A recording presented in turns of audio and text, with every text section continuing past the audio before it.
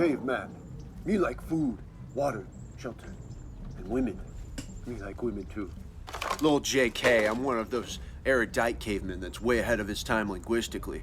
Yeah, so welcome to prehistoric times. I honestly don't know what time it is.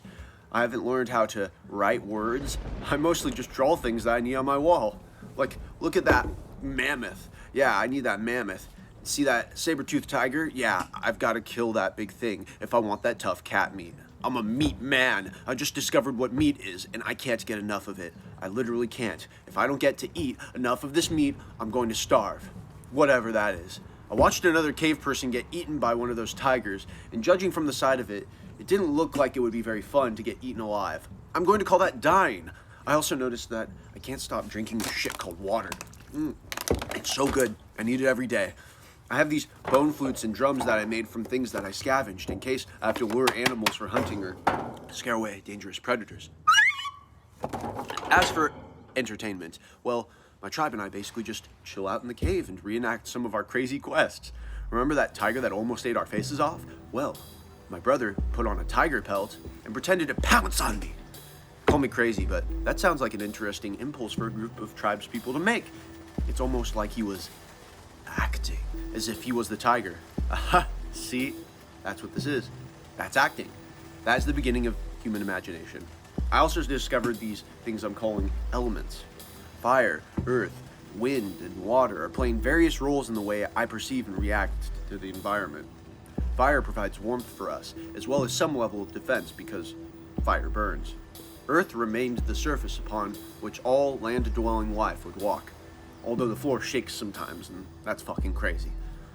Wind is this thing I can't see that flies through the air and freaks me out. Sometimes it's beautiful and what I would describe as breezy. But when that wind thing gets pissed off, it thrashes viciously and throws me right on my ass. Water is this strange, what I might describe as liquid? I don't know, words are difficult. Cut me some slack, I'm a fucking caveman. I like drinking water, but the water that, surrounds the earth is way too salty. Plus, there's these swimming beasts that look like they want to eat my flesh, so I'm staying the fuck away from there. There are upsides and downsides to living in the time among elements, and I guess it's my responsibility to survive all the obstacles and continue to have rockin' sex with my lady and procreate and, what's the word? Live. Hey, welcome. Now we're in ancient times, and things are getting kind of interesting. We have the Sumerians in Mesopotamia, and the Egyptians in Egypt, and the Indians in India, along with various other river civilizations. We're mostly hunter-gatherer societies, so forgive us if we're kind of old-fashioned. I mean, it is the ancient era, for fuck's sake. We're finally starting to write some stuff. I know. Exciting, huh? Words. Tell you what, I've got a brilliant idea. Now that we have language, how about we make some characters? Aries, Taurus, Gemini, Cancer, Leo, Virgo, Libra, Scorpio, Sagittarius, Capricorn, Aquarius, Pisces. We'll call it astrology. They'll each correspond to a symbol: ram, bull, twins, crab, lion, maiden, scales, scorpion, archer, goat, water bearer, and fish. Along with the signs of the chart, they also correspond to astrological houses. House 1, ego, or sense of self and body. House 2, material possessions. House 3, communication.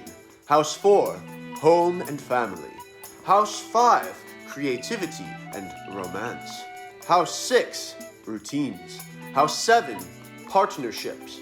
House 8, death and transformation. House 9, travel and philosophy. House 10, career. House 11, humanity and community. And House 12, the collective unconscious. We're having these realizations of the diversity between our own personalities. I mean, we also have a concept of a creator, a god. Think of Ra, the sun god. I can look up in the sky and I can see his bright, beautiful body, but I can't look too long or else he'll burn my eyes. He's fire, but he's this distant fire, you know? I mean, it's the ancient world, so we basically have a god for everything. The river god, the sand god, the camel god, the cat god. Good God, there are too many gods right now. Help, I'm getting god overload. I bet this whole god thing is just a phase. I'm sure we'll grow out of it. Oh my God, guess what? This whole God thing isn't a phase. In fact, God's finally telling us to write a book in his honor. We're calling it the Bible. It's got all your favorite classics. God, Genesis, Adam and Eve, Garden of Eden, Cain and Abel, Noah and the flood, Jonah and the whale, the Good Samaritan, Sodom and Gomorrah, Jacob's ladder, Joseph and the coat of many colors, the birth of Christ, Jesus, the crucifixion, the resurrection, the Exodus, and so much more. Whoa, I'm just now realizing this is like one of the first books ever. Like, yeah, we have ancient scrolls and stuff, but this is spirituality. This is my kind of read. It's everyone's kind of read. Sure, there's some brutal stuff in here. A dude kills his brother. God kills a bunch of people, drowning them to death. I mean, except for the guy with all those animals on the ark. A cool dude named Jesus gets nailed to a cross. Look, I get it if you're not a part of our fandom, and I understand, but my family and I just can't get enough Bible merch. Fans of the Bible are called Christians and practice what is called Christianity.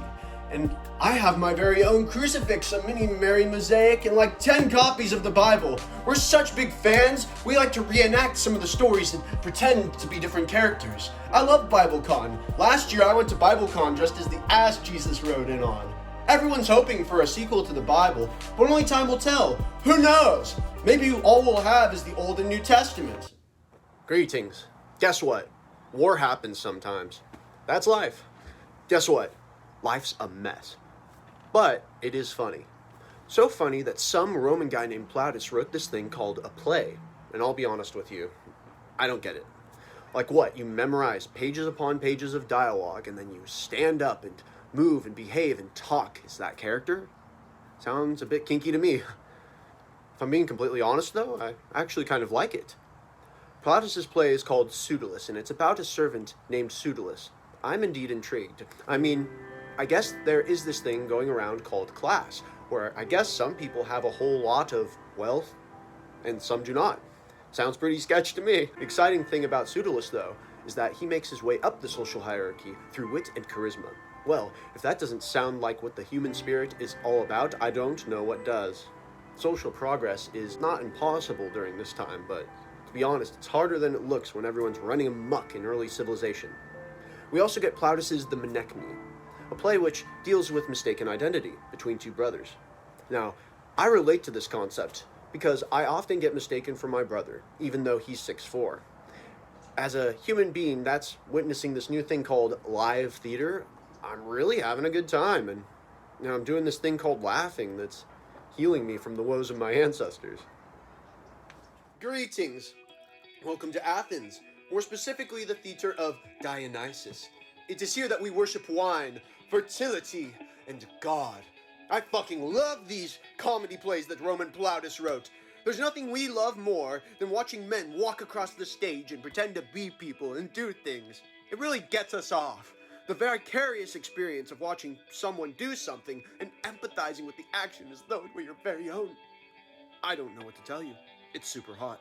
Plus, we have musical instruments to help set the mood of the action now. One of our hottest playwrights is Aristophanes. His body of work includes plays like The Frogs, Lysistrata, Thesmophoria Zeussae, The Birds, The Clouds, and The Nights. The Romans are worried that we'll corrupt their style. I say fuck them. They'll be imitating our style soon enough. Our plays are actually funny, and we make some of the first dick jokes. We are surely in a comedic golden age, and yet this is just the beginning of time, still.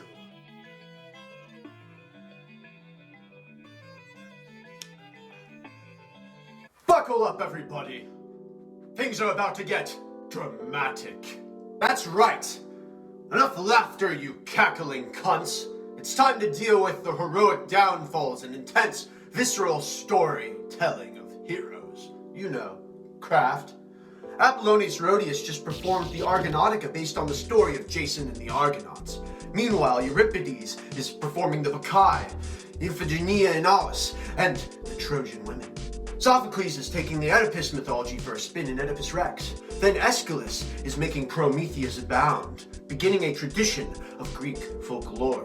Euripides brings another winner to the Dionysia with Medea. Then Sophocles knocks it out of the park with Antigone, followed by Ajax. Then, just when you thought Aeschylus had faded into obscurity, he debuts the Oresteia, one of the first trilogies in human history. Excuse me, 3 plays telling one big story? Get me the wine, I'm in. Oh my god, I loved the Orsteie. It started with Agamemnon, then we got the libation bearers, and then we ended on the Eumenides. I can't believe I actually had the patience to digest this bullshit. It's trash, but it's good trash, and it's a lot of trash. Aeschylus has changed Greek tragedy and theater as we know it, forever. As a victory lap, Aeschylus goes on to stage the Persians. Then, Homer comes along with this thing called the Iliad that has 24 books. And it's this super duper long story. It's so long, it's almost as if it is its own version of the Bible. It's like pseudo-historical. There's so many parts of it, and it's impossible to binge watch unless you have enough time and enough wine. Salutations, ladies and gentle sirs. The Renaissance is upon us. An enlightenment, rebirth of all that is beautiful and glorious is taking place in Europe. Madrigals and choir music are abundant in our culture, and our architecture has just been getting better and better. This theater scene has been awfully redundant, though, as most theater is just Greco-Roman rehashes. We're falling back on liturgical drama, all while beginning to talk about this brilliant new thing called morality. You see, there's this one play written by an unknown author called Every Man. It was solely based on the struggle of one character named Everyman, who represented every man. Don't worry, we're about to have our first female composers and actors soon, so please bear with me on the antiquated, systematic misogyny a little while longer. I promise we're getting to the good stuff. To the theater community, Every Man represents a reset in storytelling, as it follows a basic story format about a quest to achieve good and to denounce evil. We refer to Every Man as a morality play, where it seeks to establish an enlightened secular viewpoint that still bears a resemblance to the Christian sense of morality. This play is a big reason for why Renaissance art would drift more towards secular style, because secular style began to better emulate the good aspects of religious style. There is, however, one playwright that's just been the talk of the town lately, and that man is Christopher Marlowe. He staged Dr. Faustus, a story about a doctor who sells his soul to the devil for unimaginable power. Then, he wrote Edward II, a history play about the King of England at the time. We're seeing the theater moving away from the realm of the gods and moving toward humanism, dealing with the literal figures of history and factual interpretations of their reign.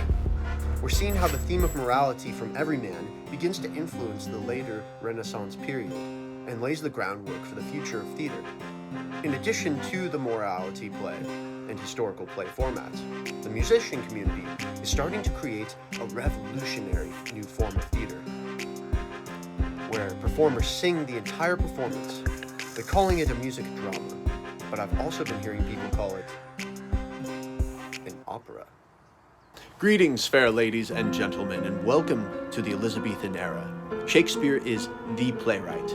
The man's a genius. He produces at least one play a year, and his style is so unique. We haven't seen plays like this since the golden age of Greek theater. Shakespeare writes in this lyrical meter called iambic pentameter, and all his dialogue sounds like poetry. It's truly glorious to hear and behold. Shakespeare also shows an interest in maintaining an account of history just as Christopher Marlowe had developed with Edward II. He has history plays like Henry VI, Richard III, Richard II, King John, Henry IV, Henry V, and Henry VIII.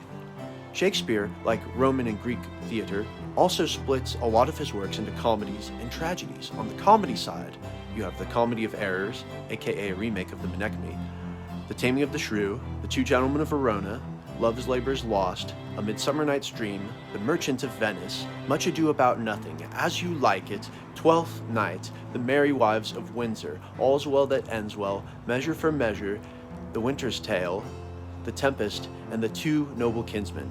On the tragedy side, you have Titus Andronicus, Romeo and Juliet, Julius Caesar, Hamlet, Troilus and Cressida, Othello, King Lear, Macbeth, Antony and Cleopatra, Coriolanus, Timon of Athens, and Cymbeline. Just as Bach and opera music is taking off in the Baroque era, Shakespeare is changing the world and archetypes of theater and making things look a whole lot fancier than they had been to times prior. After Shakespeare in the 17th century, we finally get our first female actress, Margaret Hughes. Go women! Also, Molière, the French Shakespeare, debuts Tartuffe as a comedic parody of religious fundamentalism, and we are seeing a runoff of sense of secular spirituality emerging in the theatrical realm. Welcome to the Romantic era. Sexy geniuses like Schubert, Mozart, and Beethoven have audiences in awe. And Johann Wolfgang von Goethe just released Faust, first part. First part. How arousingly artsy. You see, Romanticism is bringing about this German artistic movement called Sturm und Drang, meaning storm and stress. No longer shall we float around in the Renaissance nonsense. We want storms and stress. We want the nitty-gritty. Good versus evil. We want stakes. We want awe, horror, apprehension. Artists are the heroes of our time, and we are surrounded within a beautiful, gorgeous storm of ephemeral life surrounded by beautiful, sexy geniuses. Meanwhile, up here in Norway, Henrik Ibsen is delving into realism and naturalism with plays like A Doll's House and An Enemy of the People. We're starting to see more personal societal issues becoming the theme for theater. The charm and wit of Shakespearean style is still there, but we are beginning to confront the real questions in our lives as opposed to witnessing the heroic escapades of gods and goddesses, lords and ladies, and other bougie cunts. Welcome everyone to the modern era. Glad you could finally make it. Henrik Ibsen just staged Hedda Gabler, and I'm living for it. I mean, I'm not thrilled that women can't vote and have to live through these shitty marriages, but at least there is a relatable, dramatic story on stage for once. Oscar Wilde is this dandy fellow who writes flowery things like Lady Windermere's Fan and An Ideal Husband and a little gem called The Importance of Being Earnest, which has cemented his influence as an aesthetic-loving genius. Then a fine gentleman by the name of George Bernard Shaw staged plays like Candida and Arms and The Man. The French playwright Edmond Rostand wrote Cyrano de Bergerac, and even a Russian by the name of Anton Chekhov decided to jump into the theater game with plays like The Seagull and Uncle Vanya. Can you believe it? Things are actually starting to look pretty modern now. Am I right?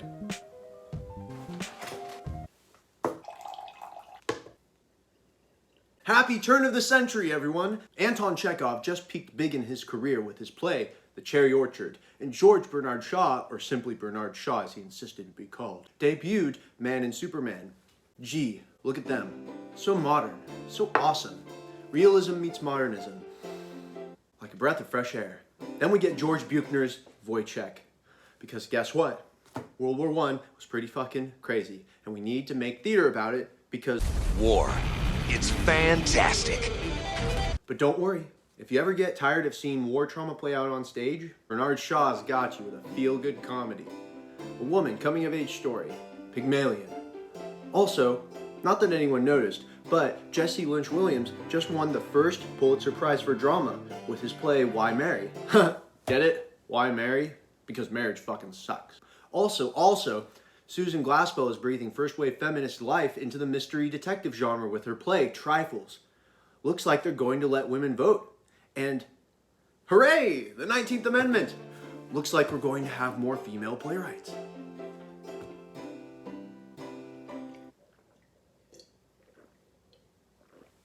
Welcome to the Roaring 20s, ladies and gents. You like jazz? This new music called jazz is taking over pop culture. Italian playwright Luigi Pendello wrote 6 characters in search of an author, and Bernard Shaw staged St. Joan. A new dramatist named Bertolt Brecht is starting to work with Kurt Weill to make a new play with music called The Threepenny Opera. I mean, is it a play or is it an opera? I don't know. Meanwhile, back in feminism land, we have Sophie Treadwell's Mackinac, a play based on the Ruth Snyder case where a woman killed her husband. Yikes. Sounds sketch. Well, at least the economy will be okay, right? Well, now we in America are depressed. The stock market crashed. Bertolt Brecht is annoying the shit out of everyone with this specifically new idea called epic theater. He writes this rise and fall of the city of Mahogany, which he has a hell of a time getting restaged, considering that it looks like another world war is on the horizon. We've still got some new playwrights emerging, including the first American playwright, Eugene O'Neill, with Morning Becomes Electra, and Lillian Hellman contributes provocative stage plays like The Children's Hour and Little Foxes. Before America enters World War II, we get Thornton Wilder's Our Town, a super-duper meta play about a modern town in the 20th century. We see Thornton Wilder borrowing from Mahogany, and that the setting is as much a character as the physical character roles in the story. Brecht reaches his peak theater work with his play, Mother Courage and Her Children, written just as America is about to join the fight against the Nazis. Howdy. America is now in World War II. You know what that means? It's time for some hysterical farce. Joseph Kesselring is writing and staging Arsenic and Old Lace, introducing the comedic genre of farce, where every little moment is laughable and unbelievably insane. Because if the world has to be at war, at least we can laugh as the bombs drop. Thornton Wilder is staging The Skin of Our Teeth. Jean-Paul Sartre is throwing his existential hat into the ring with plays like No Exit, and Albert Camus brought forth Caligula.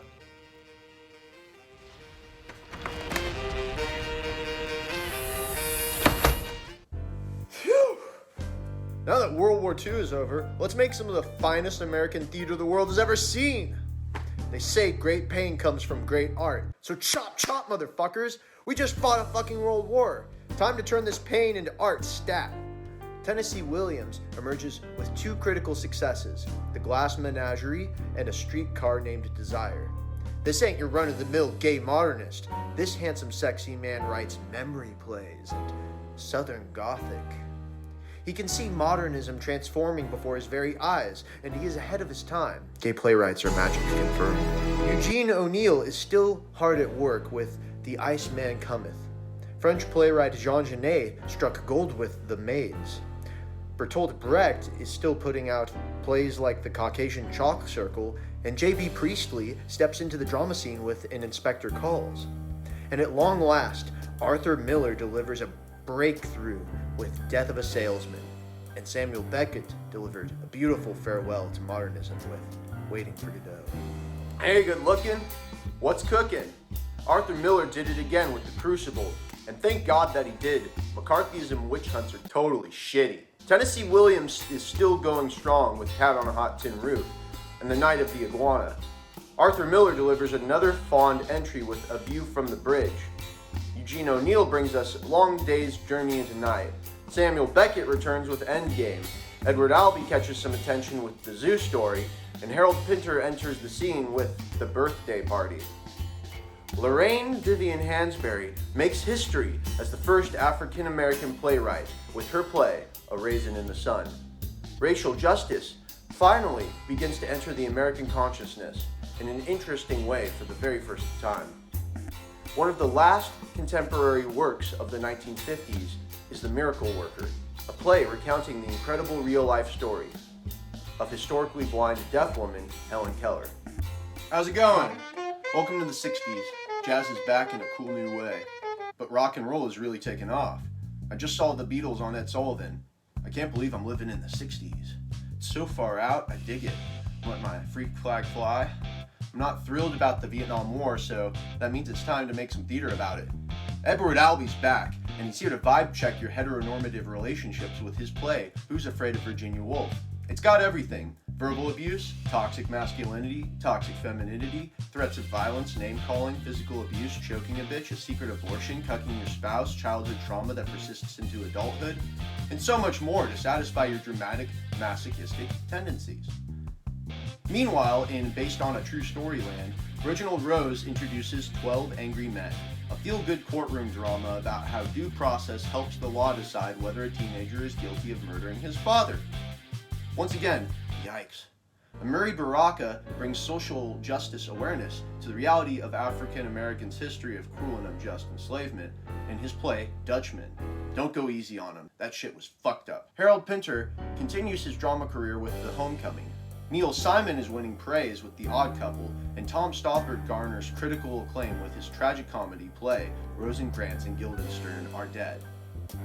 Well, the Beatles are over, but peace and love is in the air, and all is groovy. Alan Ayckbourn is turning heads with his postmodern play trilogy, The Norman Conquests. David Mamet furthers the late postmodern style with American Buffalo, and by that, I mean he has characters say the words fuck and cunt a lot. Sounds like my kind of guy. You gotta love that profane poetry. Bernard Pomerantz shows us a powerful piece of theater about physical appearance with his play The Elephant Man. Wendy Wasserstein continues repping female playwrights with her play Uncommon Women and Others. Carol Churchill brings us a unique punctuation to the postmodern era with her absurdist-inspired play Cloud 9, and Peter Schaefer brings music history to life with Amadeus. Hey there! Welcome to minimalism, or the 80s. We have more technology and synth instruments now, so hip-hop and synth-pop are the latest crazes. Michael Frayn is making farce great again with noises off, while Fernando Arrabal Terán fancies himself a parodied version of the crucifixion of Christ that he called Le Cimetière des Voitures. Carol Churchill charges forward with Top Girls, David Mamet delivers once more with Glengarry Glen Ross, August Wilson expands on the black experience in Fences, and David Henry Hwang opens up a can of worms about race and culture with M. Butterfly. Tony Kushner made a new LGBT masterpiece called Angels in America. Mary Zimmerman takes us back to the world of myths and stories with Metamorphoses. Eve Ensler introduces us to the vagina monologues, making further strides for feminist playwrights and performers. Kenneth Lonergan writes a humorous retrospective on adolescence during the Reagan years in his play This Is Our Youth. Oh my god, the internet is here. Looks like we're headed towards the new millennium. I hope the world doesn't end. What's up? Welcome to the early 2000s. Lol. We're more virtual than ever, Raffle Mayo. We have iPods, instant messengers, and we're about to invent YouTube. Let's see how theater has been changing in the last 10 years. Don't worry, we're almost to the present. Well, David Auburn wrote Proof about a daughter's relationship to her math genius father and his secret formula. Susan Laurie Parks continued to pave the way for African-American narratives and stories in her play Top Dog Underdog. Edward Albee gives us a playful interpretation of a man fucking a goat with The Goat, or Who is Sylvia? John Patrick Shanley stages Doubt, a parable which confronts the controversy of child sex abuse in a church, a controversial topic that needs to be discussed from time to time. And finally, Bert V. Royal takes the characters from Charlie Brown and the Peanuts and follows them into their misanthropic high school years in a fan fiction style play called Dog Sees God, Confessions of a Teenage Blockhead. Stephen Adly Gurgis offered us a unique autopsy on the biblical figure of Judas in the last days of Judas Iscariot.